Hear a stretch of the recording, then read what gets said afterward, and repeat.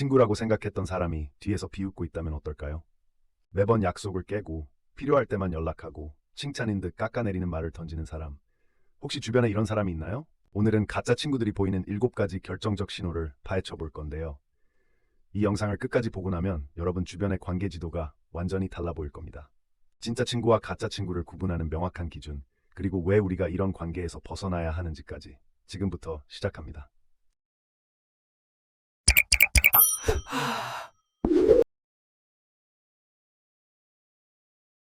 인간관계 연구에 따르면 성인 한 명이 평생 동안 맺는 친구 관계 중 진정으로 의미 있는 관계는 평균 5명 내외라고 합니다.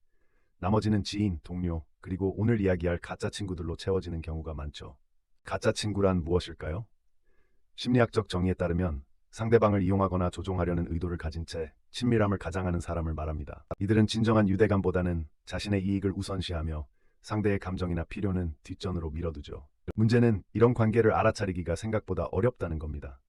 왜냐하면 가짜 친구들은 겉으로는 친절하고 다정해 보이기 때문이죠. 하지만 시간이 지나면서 특정한 패턴들이 반복되기 시작합니다. 바로 이 패턴들을 알아차리는 것이 중요합니다. 그렇다면 구체적으로 어떤 신호들을 주의 깊게 봐야 할까요?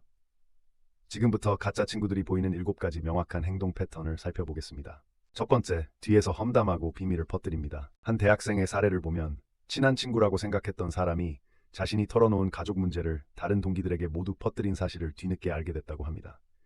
그것도 자신을 걱정하는 척하면서요. 사회심리학 연구 결과에 따르면 험담은 집단 내에서 자신의 위치를 높이려는 전략적 행동입니다. 누군가를 깎아내림으로써 상대적으로 자신을 돋보이게 만들려는 심리죠. 진짜 친구라면 절대로 여러분의 비밀을 함부로 다루지 않습니다. 아무리 흥미로운 이야기라도, 아무리 그 정보가 자신을 인기 있게 만들어줄 수 있다고 해도 친구와의 신뢰를 저버리는 일은 하지 않죠. 하지만 가짜 친구들은 다릅니다. 이들에게 여러분의 비밀은 자신의 사회적 자본을 높이기 위한 도구일 뿐입니다. 여러분이 없는 자리에서 여러분에 대해 이야기하고 때로는 과장하거나 왜곡해서 전달하기도 합니다. 특히 주의해야 할 점은 이런 행동이 항상 노골적이지는 않다는 겁니다. 때로는 걱정하는 척, 조언하는 척 포장되어 있기도 하죠. 사실 나도 걱정돼서 다른 친구들한테 물어봤어 라는 식으로요. 두 번째, 위기 상황에서 여러분을 희생양으로 만듭니다. 직장에서 있었던 일입니다.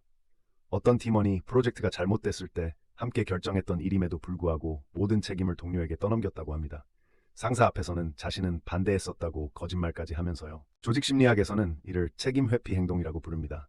자신의 평판과 이익을 지키기 위해 타인을 희생시키는 것이죠. 진짜 친구는 어려운 상황에서 함께 책임을 집니다. 여러분 편에 서서 함께 문제를 해결하려고 하죠. 누군가 여러분을 비난할 때 방어해주고 여러분이 부당한 대우를 받을 때 목소리를 높입니다. 반면 가짜 친구들은 자기 보호가 최우선입니다. 여러분의 명예나 감정 따위는 안중에도 없죠. 오히려 여러분을 방패막이로 삼아서 자신은 안전한 곳에 숨습니다. 더 심각한 건 여러분이 공경에 처했을 때 적극적으로 거리를 두기도 한다는 겁니다. 마치 전염병처럼 피하죠.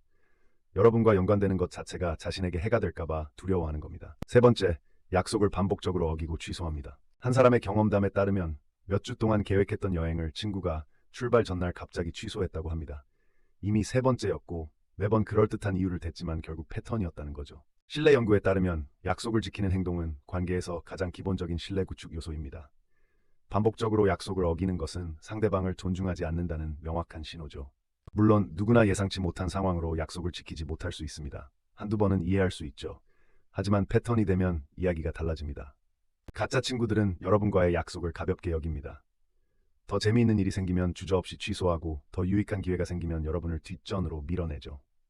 여러분에게 한 약속보다 자신의 편의가 항상 우선입니다. 심지어 이들은 사과조차 제대로 하지 않는 경우가 많습니다. 미안, 갑자기 일이 생겨서 라는 짧은 메시지 하나로 끝내버리죠. 여러분이 그 약속을 위해 얼마나 준비했는지, 얼마나 기대했는지는 전혀 고려하지 않습니다. 결과적으로 여러분은 이 사람에게 의지할 수 없다는 걸 깨닫게 됩니다. 중요한 순간에 함께 있어줄 거라는 기대를 할 수 없게 되는 거죠. 네 번째, 의도적으로 여러분을 모임에서 배제합니다. 누군가는 친구들이 모인 사진을 소셜미디어에서 우연히 발견했다고 합니다. 자신만 초대받지 못했다는 걸 그렇게 알게 됐죠. 한두 번이 아니라 계속 반복되는 일이었다고 합니다. 집단력 연구에 따르면 의도적인 배제는 가장 고통스러운 사회적 거부 형태 중 하나입니다. 물리적 고통과 유사한 뇌 영역을 활성화시킨다고 하죠. 진짜 친구들은 여러분을 포함시키려고 노력합니다. 모임을 계획할 때 자연스럽게 여러분을 떠올리고 여러분도 함께 했으면 좋겠다고 생각하죠. 하지만 가짜 친구들은 다릅니다. 여러분을 편리할 때만 필요한 존재로 여깁니다. 재미있는 활동을 계획할 때는 여러분을 빼놓고 도움이 필요할 때만 연락하죠. 더 교묘한 경우도 있습니다. 형식적으로는 초대하지만 너무 늦게 알려주거나 참여하기 어려운 시간을 잡는 식으로 사실상 배제하는 겁니다. 그러고는 너도 초대했는데 못 온 거잖아 라고 말하죠. 이런 패턴이 반복되면 여러분은 소외감을 느끼게 됩니다. 자신이 진정으로 환영받지 못한다는 걸 깨닫게 되는 거죠. 다섯 번째, 오로지 부탁할 일이 있을 때만 연락합니다. 어떤 사람은 몇 달 동안 연락 한 번 없던 친구가 갑자기 전화를 걸어왔다고 합니다. 안부도 제대로 묻지 않고 바로 큰 부탁을 하더라는 거죠. 도와주고 나니 다시 연락이 끊겼다고 합니다. 관계심리학 연구에 따르면 건강한 우정은 상호성을 기반으로 합니다. 주고받는 것이 균형을 이뤄야 한다는 거죠. 일방적으로 받기만 하는 관계는 지속 가능하지 않습니다. 진짜 친구는 여러분에게 관심이 있습니다. 여러분의 근황이 궁금하고 여러분이 어떻게 지내는지 알고 싶어 하죠. 도움이 필요할 때만이 아니라 평소에도 자연스럽게 연락합니다. 가짜 친구들은 여러분을 자원으로 봅니다. 필요할 때 꺼내 쓰는 도구처럼 대하죠. 이들이 연락할 때는 거의 항상 무언가를 요구합니다. 차를 빌려달라거나 일을 대신 해달라거나 누군가를 소개해달라는 식으로요. 특히 주목할 점은 이들은 여러분의 상황은 전혀 고려하지 않는다는 겁니다. 여러분이 바쁜지 힘든지 여유가 있는지 묻지도 않고 자기 부탁부터 합니다. 여러분의 사정은 중요하지 않은 거죠. 그리고 부탁을 들어주고 나면 감사 인사도 형식적입니다. 진심이 담겨 있지 않죠. 마치 당연한 일처럼 여깁니다. 여섯 번째, 칭찬인 듯 깎아내리는 말을 합니다. 한 직장인은 프레젠테이션을 잘 끝낸 후 동료에게서 이런 말을 들었다고 합니다. 와, 네가 이 정도로 잘할 줄은 몰랐어. 평소 모습이랑 너무 다르더라. 칭찬 같지만 기분이 이상했다는 거죠. 심리학에서는 이를 역설적 칭찬 또는 독이 든 칭찬이라고 부릅니다.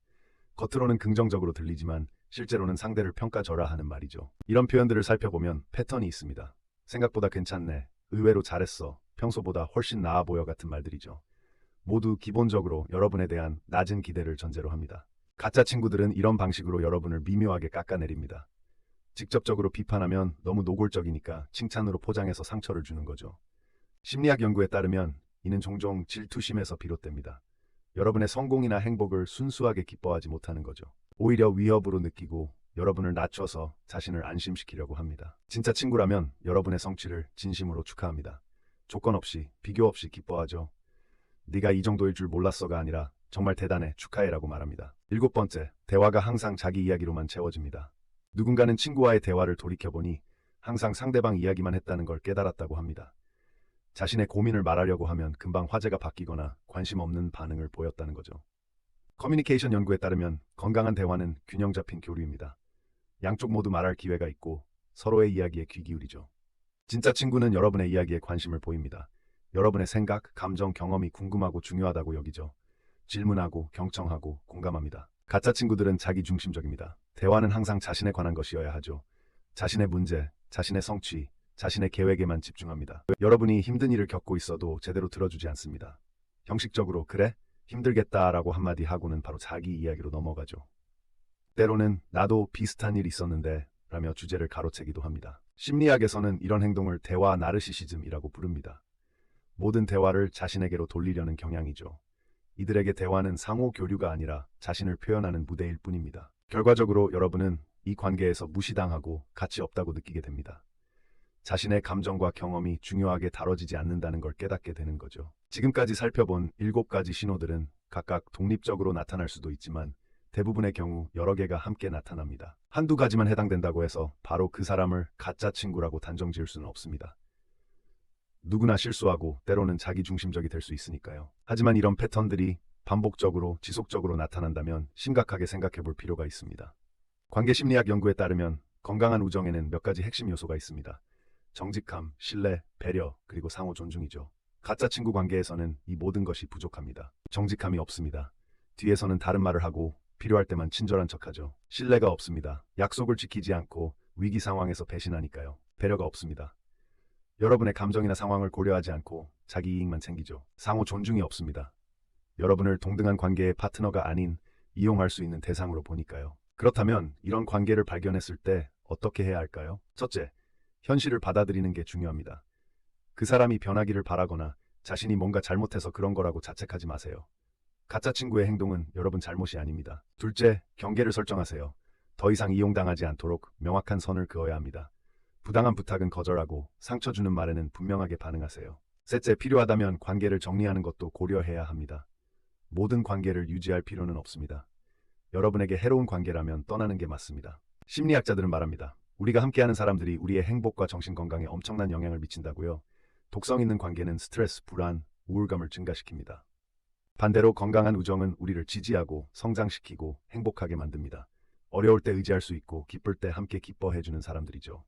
가짜 친구를 알아보는 능력은 단순히 나쁜 사람을 피하기 위한 것이 아닙니다.